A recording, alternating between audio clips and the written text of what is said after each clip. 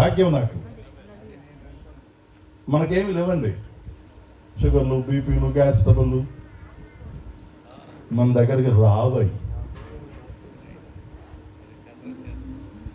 ఈ జయరాజ్ గారు నిజంగా నాకు ఇందాక అక్కడ కూర్చున్నప్పుడు పరిశుద్ధ ఆత్మదేవుడు నాతో మాట్లాడుతూ ఉన్నాడు. ఆయన గర్భవాసాన జన్మించినటువంటి ఆవిడ గారు వెళ్ళిపోయారు అనుకోండి. నా భార్య ఇక్కడ వెళ్ళిపోయిందండి కరోనాతో 2021లో సెకండ్ వేవ్లో.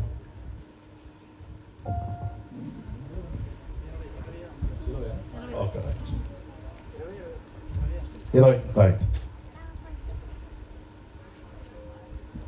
ఆ గర్భవాసన జన్మించినటువంటి బిడ్డలు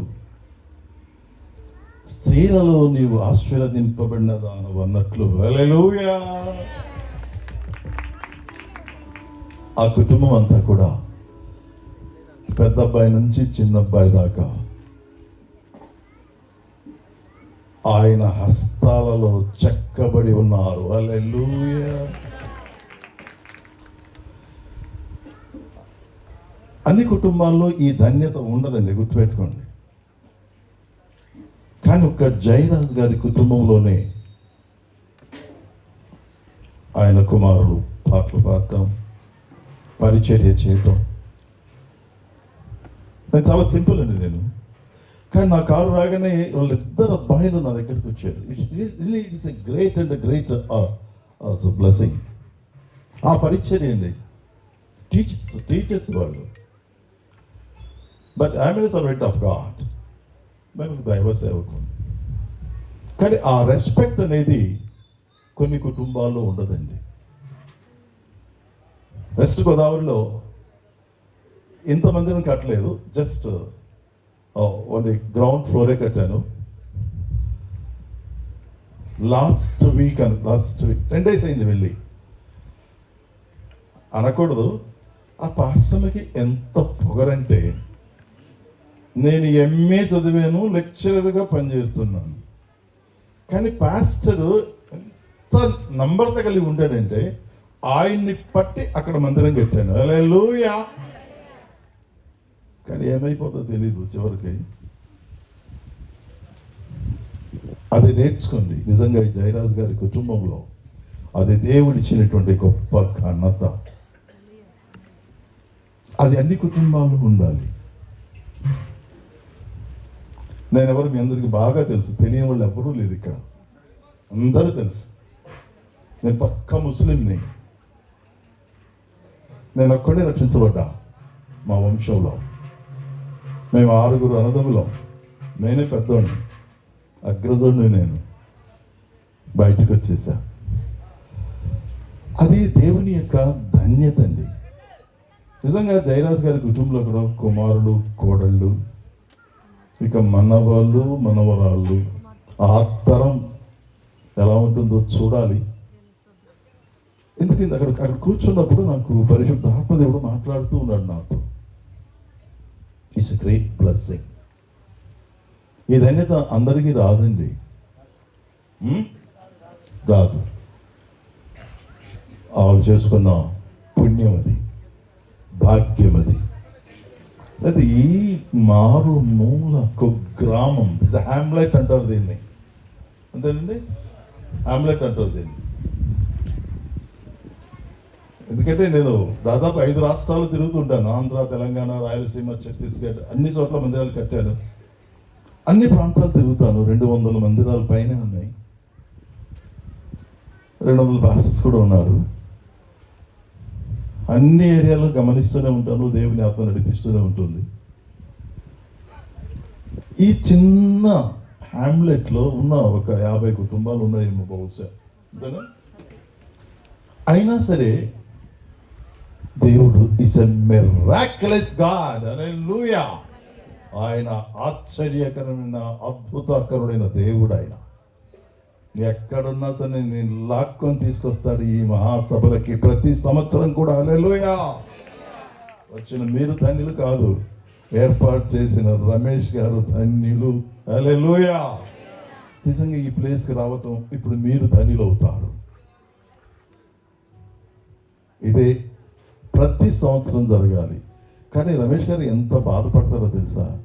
ఫైనాన్షియల్గా చాలా ఫైనాన్షియల్ ట్రబుల్స్ ఉన్నాయి ఆయనకి. నాకు తెలుసు ఆ సంగతి, నాకు తెలుసు. అయినా సరే నాతో మాట్లాడారు, అయ్యగారు ఈ సంవత్సరం మందిరంలో పెట్టుకుంటానండి, పరిస్థితి బాగలేదండి. కానీ దేవుడు ఊరుకోడు. హల్లెలూయా. పిలిచిన దేవుడు పోషించే శక్తి సామర్థ్యములు కలిగిన వాడు ఆయన. నారు పోసిన వాడు నీరు పోయిడా ఖచ్చితంగా పోస్తాడు. So wait upon the Lord. దేవుని మీద ఎప్పుడైతే మనం ఆనుకొని ఉంటామో నిన్ను నడిపించగల శక్తి కలిగిన వాడు సజీవుడైన క్రీస్తు మాత్రమే. హల్లెలూయా, హల్లెలూయా. ప్రేమల దేవుని బిడ్డలారా, చాలా జాగ్రత్తగా వినండి.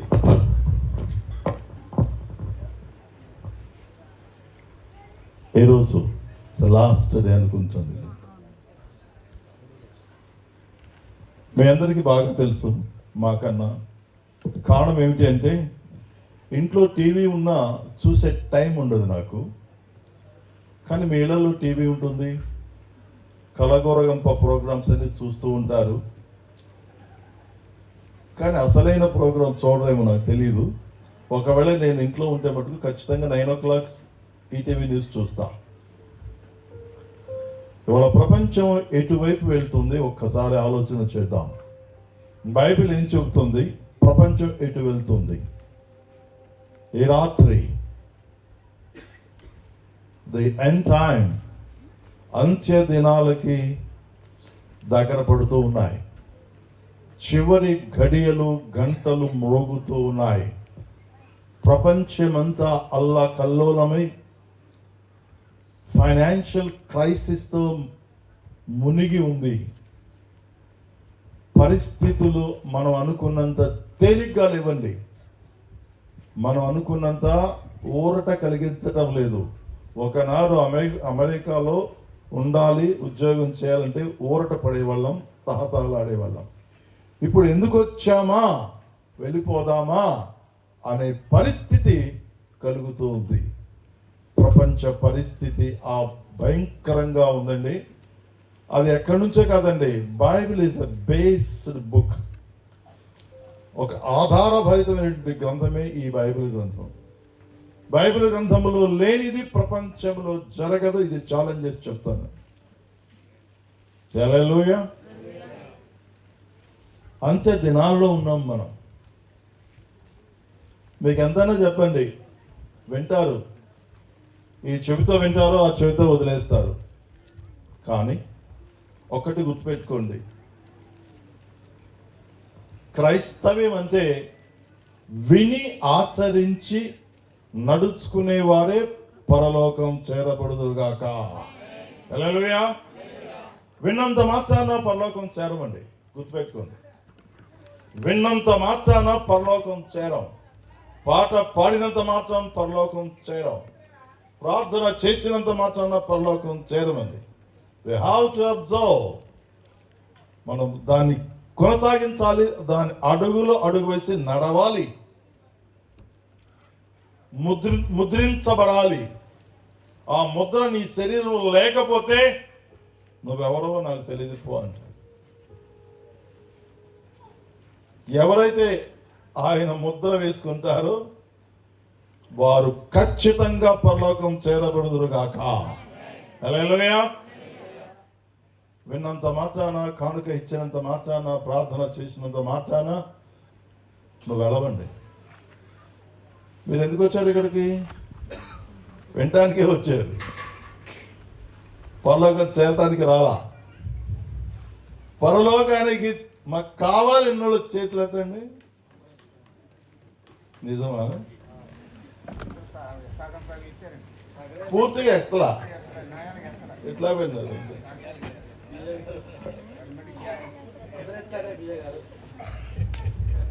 సరే, మేము ముద్ర వేసుకున్నాం అన్న చేతులు ఎత్తండి. ముద్ర అంటే ఏంటో తెలుసా? తండ్రి కుమార పరిశుద్ధాత్మ నుంచుడు బాప్టిజం. ముద్ర వేసుకున్న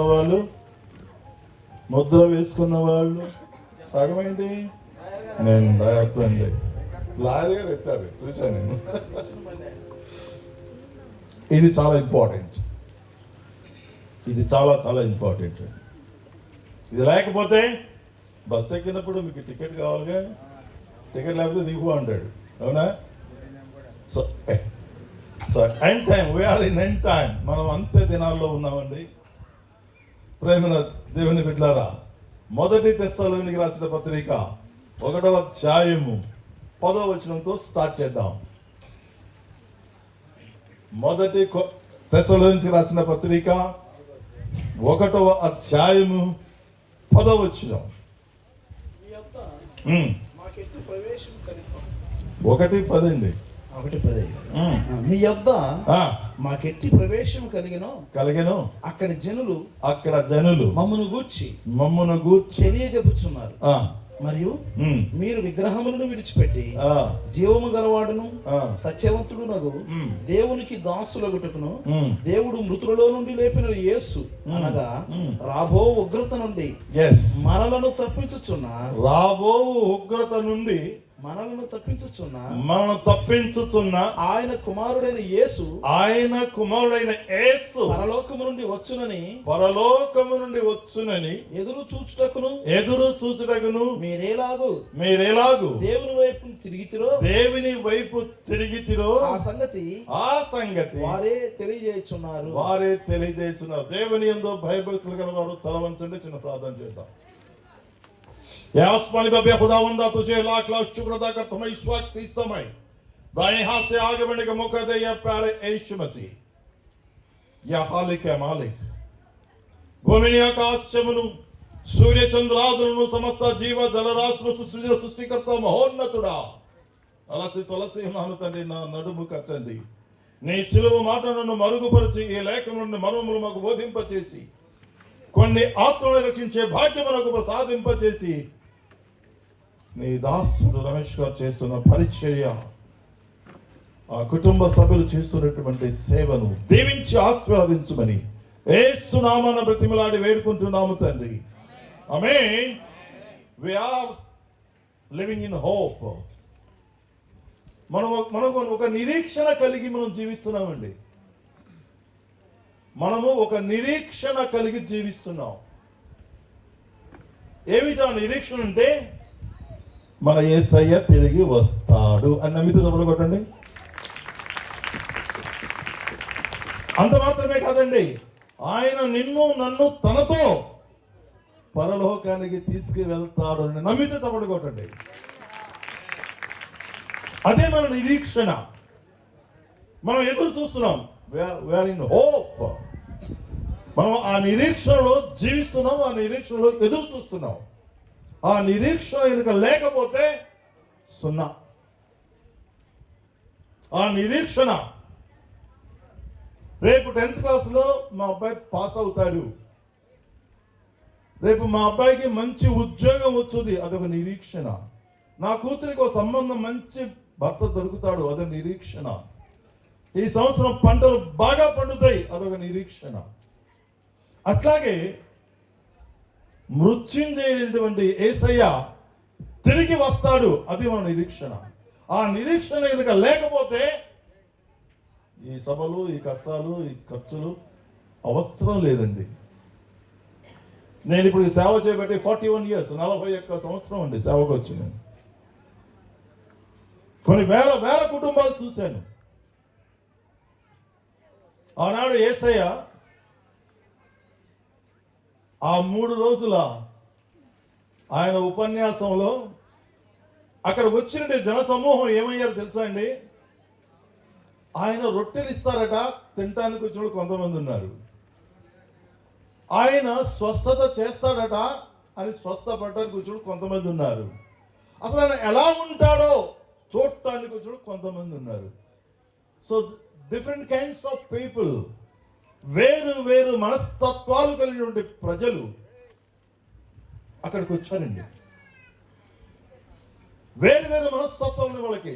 అందరూ ఒకే మైండ్ సెట్ లో అలా. అట్లాగే వీరు కూడా ఒకే మైండ్ సెట్ తో లేరు ఇక్కడ. మీరు ఏ గుంపులో ఉన్నారో నాకు తెలియదు. ఎత్తబడే గుంపులో ఉన్నారు, స్వస్థత గుంపులో ఉన్నారు, మంచి రుచికరమైన పదార్థాలు భుజించడానికి వచ్చిన గుంపులో ఉన్నారు, నాకు తెలియదు. కానీ అక్కడ ఇన్ని రకాల ప్రజలు వచ్చారు. 3 దినాలు ఆయన అక్కడ కొండ మీద ప్రసంగం చేశారు ఆయన. అట్లాగే 3 దినాలు రమేష్ గారు ఇక్కడ సభలు ఏర్పాటు చేశారు. ఒకటే కోరిక మేము మాట్లాడుకున్నాం, అయ్యగారు కనీసం ఒక్క ఆత్మైనా రక్షణ పొందితే ఎంత హ్యాపీగా ఉంటుందండి. హల్లెలూయా, హల్లెలూయా. ఇది ప్రాముఖ్యమైంది.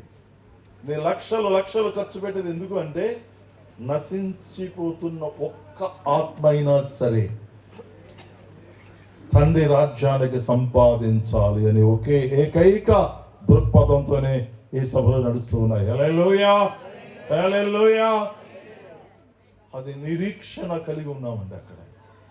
నిజంగా ఈ అపోస్తలుడైన పౌలు మహాశయుడు ఆ తెస్సలోని సంఘానికి రాస్తున్నప్పుడు ఈ పదాన్ని ఉపయోగించాడండి, నిరీక్షణ కలిగి ఉండాలి. భయంకరమైన పరిస్థితులు ఉన్నాయండి వాళ్ళ. ఎంత భయంకరమైన పరిస్థితులు అంటే, ఆమోసు గ్రంథం 8వ అధ్యాయం 3వ వచనం ప్రకారంగా, ఆమోసు గ్రంథం 8వ అధ్యాయము 3వ వచనం ప్రకారంగా, ప్రభు అయిన యెహోవా ఏమనగా, మందిరములోని వారు పాడుతూ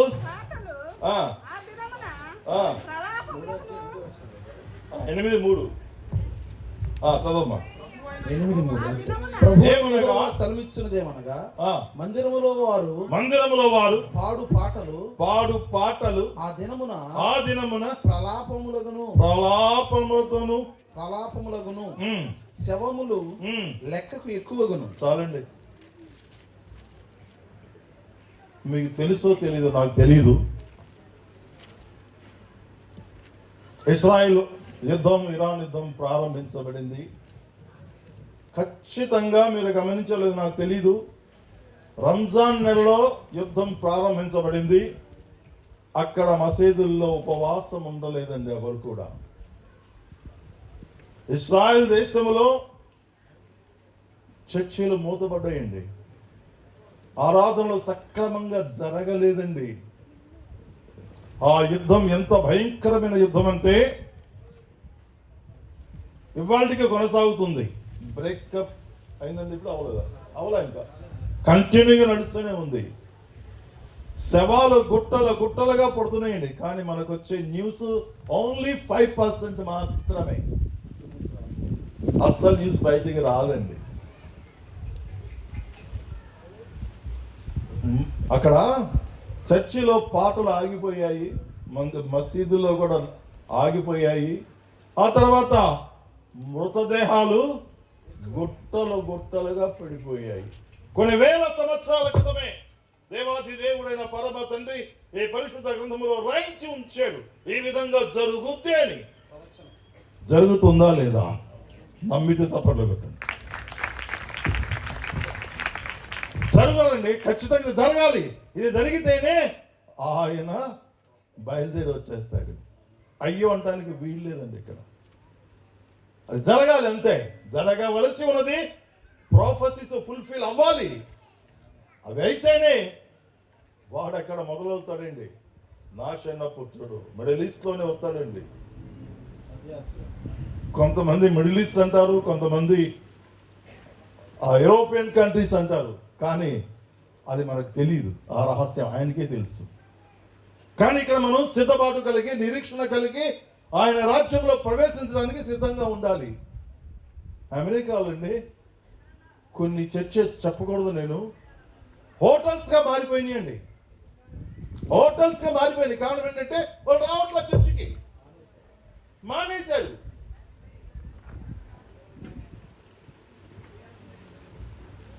జకర్యా గ్రంథంలో అనుకుంటానండి, ఒక కాలం వచ్చుదట, అది ఆత్మీయమైనటువంటి క్షామకాలము రాబోతుందట.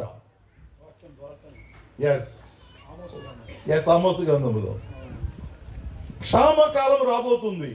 అది వాక్యం దొరకనటువంటి కాలం. కరువు, అన్నపానాలు దొరికే కరువు కాదు, అది వాక్యము దొరకని కాలం. అది చాలా భయంకరమైనటువంటి కాలం అండి.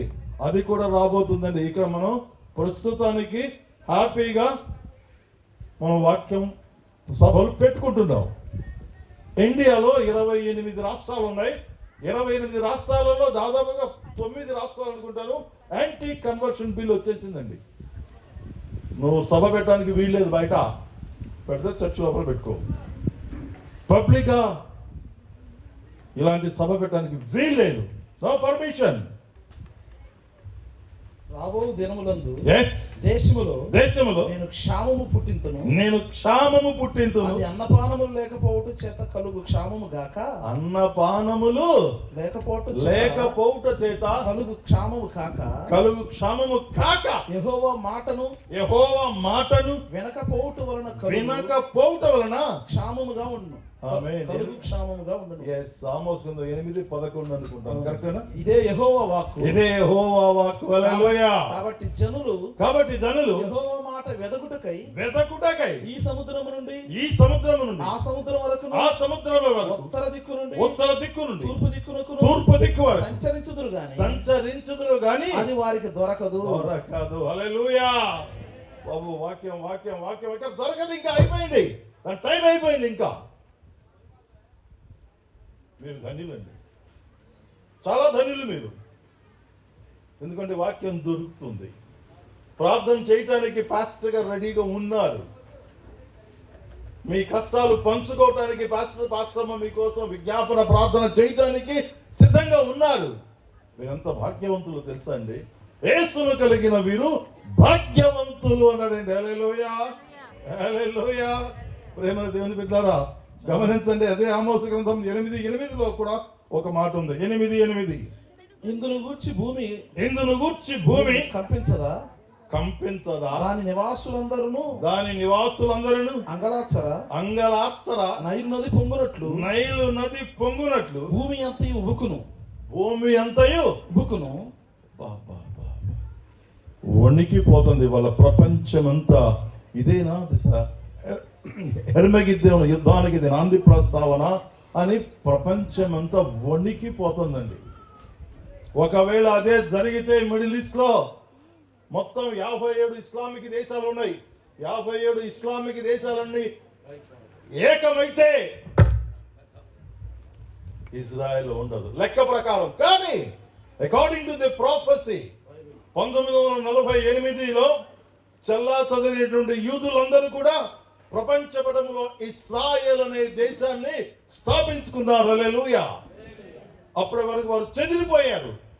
1948లో ఒక రాష్ట్రంగా, ఒక దేశంగా ఏర్పాటు చేయబడింది ఇస్రాయేల్. గమనించండి, అది మహా ఉంటే మన గుంటూరు జిల్లాలో సగం ఉంటుందండి అంతే ఆ దేశం. అది కూడా ఎలా ఉంటుందో ఒకసారి మీరు ప్రపంచ పటంలో చూసారో లేదు నాకు తెలీదు, నేనైతే చూశాను. అది యాక్చువల్గా ఈ పాదం షేప్లో ఉంటుందండి, జస్ట్ పాదం షేప్లో ఉంటుంది. రేపు రాబోయే 2వ రాకడలు కూడా ఆయన దిగునుగాక. హల్లెలూయా. నిజంగా షేప్ ఖచ్చితంగా పాదం షేప్లో ఉంటుందండి. ప్రేమ దేవుని బిడ్డలారా చాలా జాగ్రత్తగా వినండి. అక్కడ నుంచి దేశం ఆ యొక్క 57 దేశాలు కూడా ఏకమైతే ఇజ్రాయెల్ కంప్లీట్ గా డెమాలిష్ అయిపోద్ది. కానీ they are the chosen people by God. దేవుని చేత ఎన్నుకోబడ్డ ప్రజలు వాళ్ళు, యూదులు దేవుని చేత ఎన్నుకోబడ్డారు. కాబట్టి వాళ్ళకేం కాదండి. వాళ్ళ దగ్గర ఉన్న ఆయుధాలు ఇన్ని కాదండి. ప్రపంచంలో ఎవరి దగ్గర కూడా అలాంటి ఆయుధాలు లేవు. ఒక్క నార్త్ కొరియా కిమ్ దగ్గర ఉందండి 14,000 కిలోమీటర్ల దూరంలో ఉన్నటువంటి ఆ లక్ష్యాన్ని ఛేదించగలిగినటువంటి ఒక ఆయుధం ఉందండి. అది బయట పెట్టాడు, కానీ అది ఎప్పుడు వదులుతాడో తెలియదండి. కానీ ఇజ్రాయెల్ దగ్గర ఉన్న ఆ యొక్క ఆయుధాన్ని, మిసైల్ని వీళ్ళు బయట పెట్టలా. ఒకవేళ ఈ ఇస్లామిక్ దేశాలన్నీ కూడా ఏకమై ఇస్రాయెల్ మీదకి గనక వస్తే అప్పుడేమో బయట పెడతారేమో తెలీదు. ఒకవేళ అదే జరిగితే ఇది 3వ ప్రపంచ యుద్ధానికి నాంది ప్రస్తావన పలుకుద్ది. ప్రపంచంలో అన్నీ కూడా కరువు కరువు కరువు కరువు కరువు, ఇంకెక్కడ దొరకదు. ఇంకప్పుడే రాదండి. ఇట్స్ ఓన్లీ సిమ్టమ్ అంతే. ఇది ఒక గుర్తు మాత్రమే, వెంటనే రాదు. కారణం ఏంటో చెప్పిన, ఇంకాను సువార్త ఎరగని ప్రజలున్నారు, సువార్త తెలియని దేశాలు ఉన్నాయి, సువార్తను అంగీకరించని ప్రజలున్నారు. కాబట్టి వాళ్ళకి సువార్త అందే వరకు ఏ విధమైనటువంటి కష్టాలు వస్తాయండి. అందుకే కానీ ఈ ట్రిబులేషన్ ఇంగ్లీష్ ఏమంటారు, శ్రమల కాలానికి ముందే సంఘం ఎత్తబడుతుంది. సంఘం శ్రమల కాలానికి ఫేస్ అవ్వదండి. ఎత్తబడ్డ తర్వాత కిందన్న ఎవరైతే ప్రభువును అంగీకరించారో, ఎవరైతే తండ్రి కుమార పరిశుద్ధాత్మ నామమున బాప్తిజం తీసుకోరో వారు విడిచిపెట్టబడతారు. వాళ్ళకి ఈ శ్రమలన్నీ వస్తాయి. హల్లెలూయా. అందుకే మేము చెప్పేది ఏంటంటే, తండ్రి కుమార పరిశుద్ధాత్మ నామమున బాప్తిజం తీసుకోండి, మీ పేరు జీవ గ్రంథంలో లిఖించుకోండి. ఆయన మధ్యాకాశంలో కడపూర శబ్దము వినబడగానే పైకెత్తబడతారు. క్షేమంగా ఆయన సరసన కూర్చొని భోజనం చేస్తారు. లేని వారు విడిచిపెట్టబడతారు. ఈ రోగాలు రుస్తు మొత్తం వాళ్ళకే వస్తాయండి. ఇది లేఖనాలు జరుగుతున్నటువంటి సమయం. ఇది గమనించండి. అదే ఆమోసు గ్రంథం 8వ అధ్యాయం 10వ వచనంలో, రైట్, ఈ పండుగ దినములు దుఃఖ దినములుగాను పాటలను చాలండి. రంజాన్ ఏమో చేసుకోలేడా? సౌదీ అరేబియాలో, ఇరాన్లో రంజాన్ చేసుకోవాలా? భయంకరమైన లేఖనాలు జరుగుతూ ఉన్నాయండి. లేఖనాలు పరిశీలింపబడుతున్నాయి, జరుగుతూ ఉన్నాయి. ఇవి జరగాలి. అక్కడ పండగలు ఎవరు చేసుకోలేదు, పరిస్థితి ఏమీ బాగలేదు. 13వ వచనంలో కూడా చక్కని మాట ఉందండి. చక్కని ఒక్కళ్ళు చదవండి బిడ్డలారా. ఆ దినమందు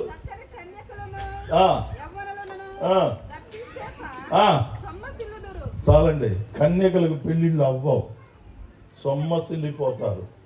చాలా మంది ఇవాళ మీరేమనుకోవద్దు తల్లులారా, బిడ్డలారా, 32 సంవత్సరాలు ఉన్నా 35 సంవత్సరాలు వచ్చిన పెళ్లిళ్ళు అవట్లా. నిజం అంటారా కాదంటారా? అయితే తప్పటి కొట్టుకు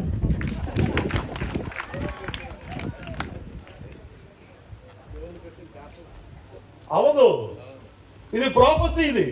ఈ ప్రాఫెసీ జరగాల. పెళ్లిళ్ళు జరగవు. రాశాడా లేదా?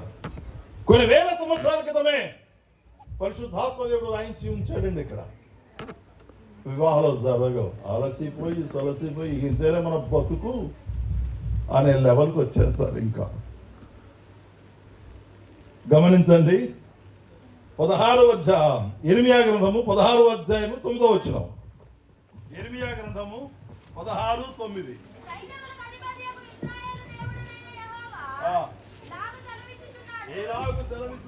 మీ కన్నుల ఎదుటనే ఈ దినములలోనే సంతోష ధ్వనిని, ఆనంద ధ్వనిని, పెండ్లి కుమారుని స్వరమును, పెండ్లి కుమార్తె స్వరమును ఈ చోట వినబడకుండా మాన్పించదను. ఫినిష్. ఆనందం లేదు, సంతోషం లేదు, పెళ్లి లేదు, ఏమి లేదు. ఆనంద ధ్వని ఉండదు ఇక్కడ. నాకు తెలిసిన ఒక ఫిలాసఫర్ ఒక మాట అన్నాడు. ఏంటో చెప్పనా? ఒక రోజంతా సంతోషపడాలంటే తోటమాలిగా బ్రతకమన్నాడు. ఒక రోజంతా సంతోషపడాలి అంటే తోటమాలిగా. ఎందుకంటే ఆ సంవత్సరం అంతా కూడా హ్యాపీగా ఉంటాడు. ఒక్కొక్క సీజన్లో ఒక్కొక్క చెట్లు పండ్లు పూలు ఫలాలు ఇస్తుంది. కాబట్టి హోల్ ఇయర్ హ్యాపీగా ఉంటాడు. అదే ఒక్క దినము హ్యాపీగా ఉండాలి అంటే ఒక పార్టీలో పార్టీ చేసుకోమన్నాడు. ఒక్కరోజు 1 గంట హ్యాపీగా ఉండాలంటే పెళ్లి చేసుకోమన్నాడు. పెళ్లి తంతు ఎంత ఉంటుందండి? 1 గంటే, ఎక్కువ ఉండదు. పెళ్లి ఆనందం. అది అయిన తర్వాత అయ్యేదాకా పెళ్లి పెళ్లి పెళ్లి అంటాడు. అయిన తర్వాత పోరాటం మొదలవుద్ది. ఇక పోరాటం ఏముండదు. ఉప్పులో పప్పు ఉండదు, పప్పులో ఉప్పు ఉండదు ఆడ చివరికి. కాబట్టి ప్రేమ దేవుని బిడ్డలారా, లాస్ట్కి పెళ్ళిళ్ళు జరగవు, మందిరాలు మూతబడిపోతాయి. అవి రాక ముందే ఇవన్నీ అంత్యకాలానికి గుర్తులండి. ఇవన్నీ ఎండ్ టైంకి గుర్తులు. ఇవన్నీ జరగాలి, జరుగుతూ ఉన్నాయి. గమనించండి ప్రేమ దేవుని బిడ్డలారా. అదే 16వ అధ్యాయము ఇర్మియాలో 4వ వచనం చూద్దాం. మరణము నొందెదరు, వారిని గూర్చి రోదనము చేయబడదు,